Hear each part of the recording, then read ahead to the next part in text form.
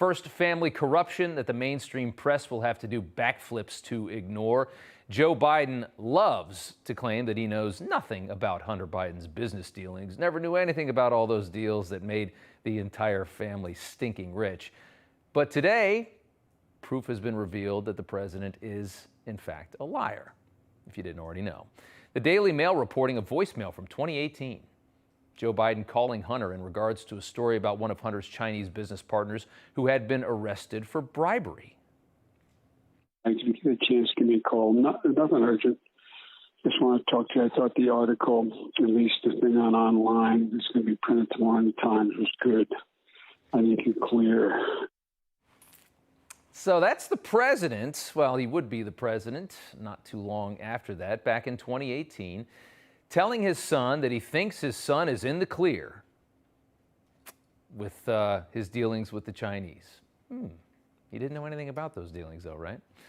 Nothing from the mainstream press on this story, though, as you'd expect. Hunter's laptop also revealing that perhaps the president at some point had paid for Hunter's Russian prostitutes. Oh, a $100,000 payment from Joe to Hunter was used in part to pay for sex, from the Wall Street Journal. Don't worry, though, you're not going to have to hear a lot about this from the mainstream press. They somehow take these incredible stories that are so critically important, that point to White House corruption and a corrupt first family, and are so salacious and have sex and drugs and everything else. Somehow they conceal these incredible news stories that any other outlet would jump all over. And believe me, if they had Trump in the back, oh my God, look out. In other news, last week we told you the Iran nuclear deal was likely dead, as Iran, which is now capable of building a nuclear weapon, had of course no interest in rejoining this deal. But that has not stopped our limp-wristed State Department from trying. There is an envoy heading to Qatar to try and save the deal with Iran. More capitulation from your government, of course, to a terrible regime. We'll keep you posted on that. Also, Jeffrey Epstein's former lover and groomer is on suicide watch, awaiting her sentencing hearing tomorrow.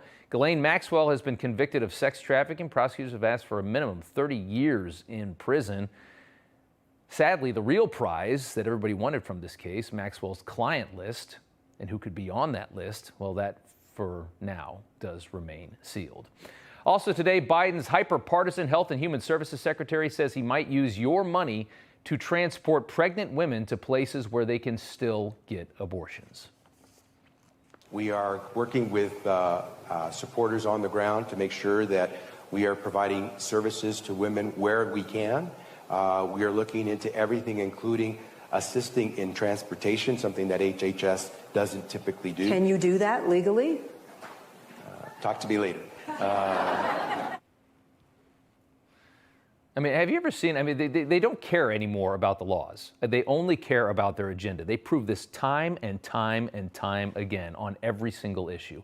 None of it matters. Their agenda, they don't care about the Supreme Court anymore. They don't care about immigration laws. It's just their agenda. Take it or leave it. They're doing it. They couldn't care less. They mean nothing to these liberal ideologues. Laws are nothing. They just work around them. And that's your tax dollars at work. And as if you needed any more proof that skyrocketing energy prices were being created intentionally to punish you for not having solar panels on your roof and an electric car, today the Biden White House was caught again in a scheme to raise gas prices even higher. The White House now targeting the largest oil-producing region in our entire country. Biden's EPA thinks the Permian Basin violates its ozone standards out west, and wants less drilling and more regulations to govern this massive area. It's Texas, New Mexico, that area. But yes, when they tell you that gas prices are Putin's fault, you should believe them. Or no, wait, they're greedy oil companies' fault. It's not the fault of them, anything except Joe Biden.